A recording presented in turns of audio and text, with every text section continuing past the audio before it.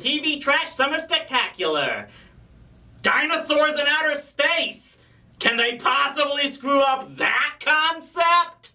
As many other reviewers have pointed out, animation producers were like blood-smelling sharks after the Reagan administration tore down the wall between merchandising and children's entertainment. Before long, it looked like every toy company out there had its own animation department, churning out cartoons for the sole purpose of selling plastic figurines or action figures. And some of those actually were successful when they put effort into making good characters and stories, while others went absolutely nowhere. So where exactly does Dinosaucers rank in that whole mix?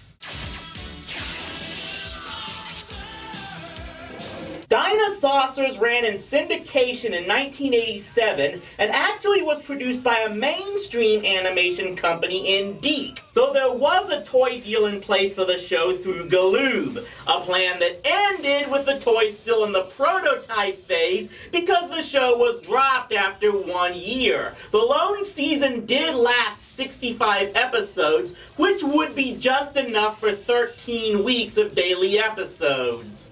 But was the show deserving of its early extinction?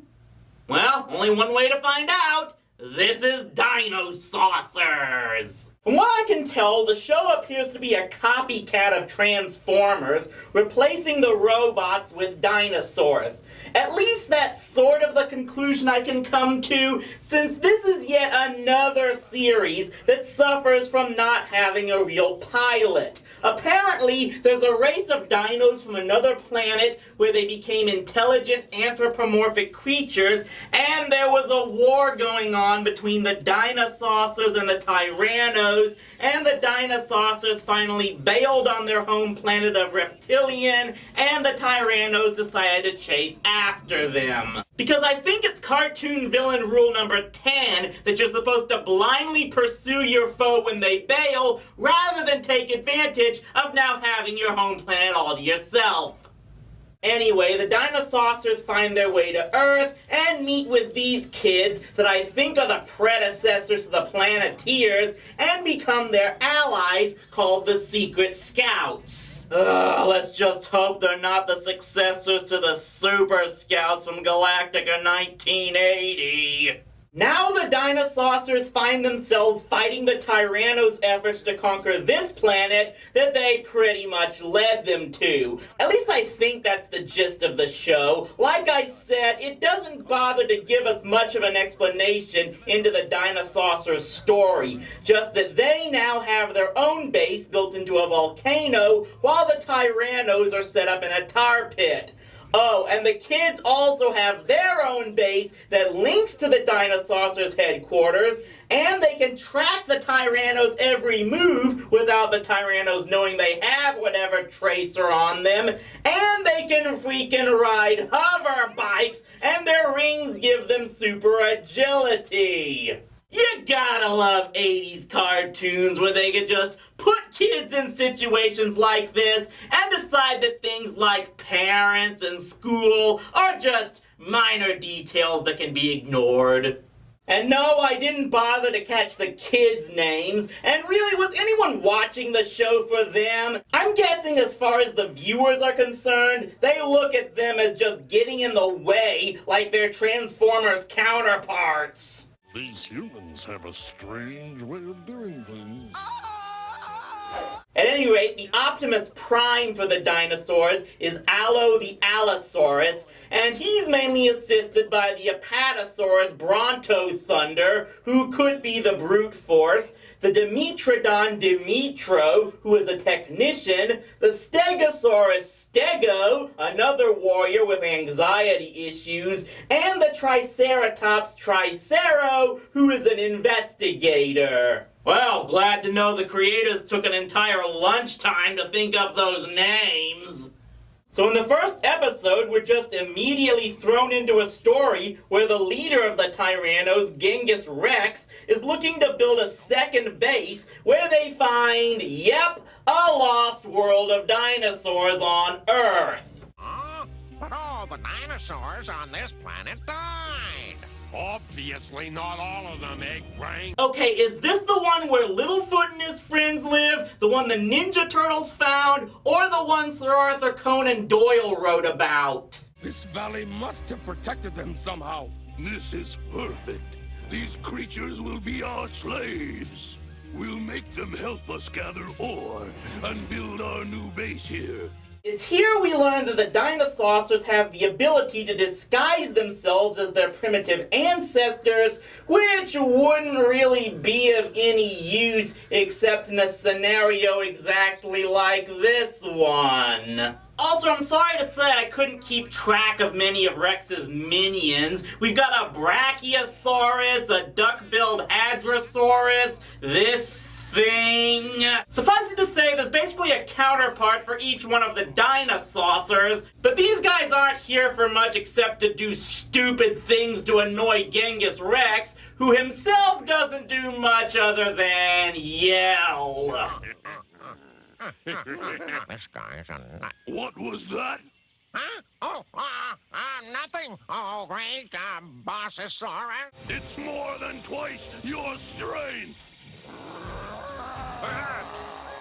But at the same time, I've got something this poor creature doesn't.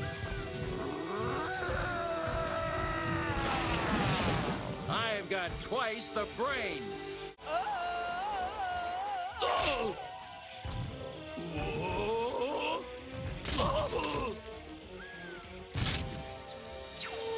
It's all over for you, Rex. If I were you, I'd leave before this big one here decides to step on your ship. There'll be another time, Allo. But not right now. Yeah, that's the climax and resolution of this first episode. Kinda weak. But I'm sure things will pick up in the second episode, which involves the Dinosaucers learning about baseball.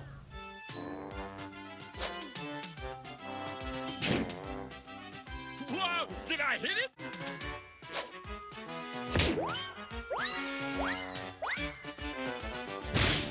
Why is that giving me an uneasy feeling? No, it was 3 strikes, 4 balls, and 3 outs. The left fielder leaped high into the air. It's caught. Oh, jeez, I thought I told you to burn that footage! And get this, the main crux of the story here is Rex and the Tyrannos try to steal the Houston Astrodome because they get baseball diamonds confused with jewel diamonds. This diamond must be very important. What is it? I don't really know for sure. You don't know? You don't know! And that wasn't the only example of their lameness in this single episode. The Tyrannos find a chest full of gold, and they agree to give it to a snake oil salesman in exchange for a deed to the Brooklyn Bridge. How do we get it back to the tar pits? I'm beginning to think that this mammal is pulling our tails. You didn't say you wanted it to go. We came to get the world's largest diamond. Where is it? Diamond? Well, I have this map. Will it show us the way to the Astrodome? Dr. Draken, Count Dragon, and the Amoeba Boys are laughing at these guys' stupidity.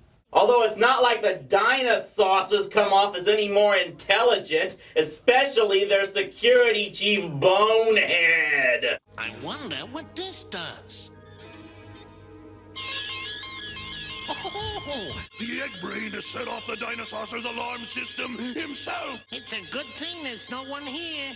They might think I was stupid. I think Vanderbilt from F Troop was a better lookout, and he once let 2 vicious Injuns walk right into the fort because he thought they were turkeys. That's pretty much what this series is all about. If you're expecting an action action-packed show of dinosaurs battling each other all the time in space vehicles, you're gonna be disappointed. The main focus of most episodes, at least at the start, is about both the Dinosaucers and Tyrannos looking like fools trying to understand Earth's customs. What would the Tyrannos want with hamburgers? What indeed?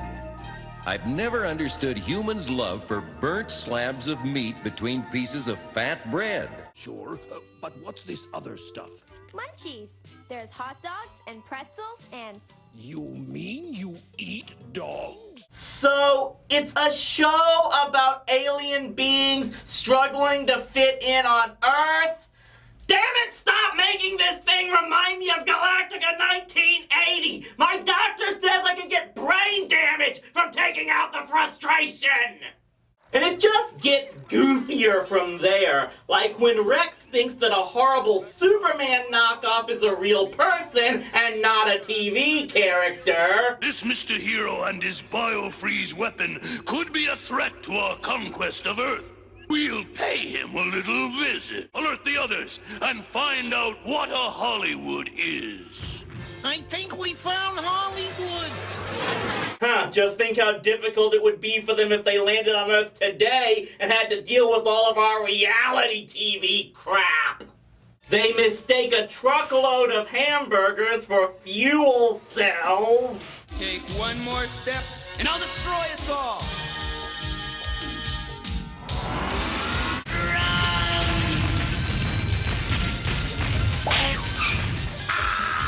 I'm dying. I'm dying. Wait a minute. I'm not dying. This is nothing but a piece of frozen meat. Those cursed Dinosaucers fooled us! Makes me wish I was at Whataburger right now instead of here. The kids make these Dinosaucers costumes to use in their rock band.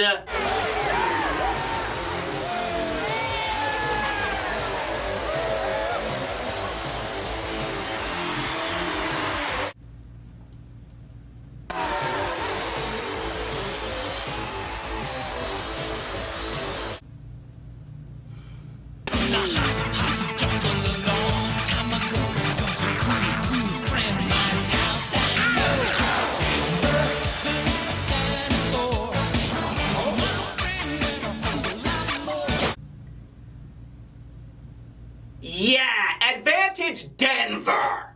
Now, all this having been said, there are two caveats here. First, it was around this time, I believe, that many parent groups were starting to complain about the level of violence in kids' cartoons. So it's possible that the producers of this show heavily censored what the material was originally supposed to be just to keep certain groups from constantly being on their asses. Also, I was only able to see the first 21 episodes of this series, as only that many are currently available for sale on Amazon's streaming service. So maybe the remaining episodes do get better in quality and characterization. Heck, a couple of them were reportedly co-written by David Wise, the head writer for the first Ninja Turtles series, so anything's possible. From what I've read, there are a few episodes where the Dinosaucers get back into contact with those of their kind still on the planet of Reptilian. If those or any more of the remaining shows actually explain their full backstory, it would definitely help to improve the show over time. But even if that's the case, given that this is what the viewers first saw,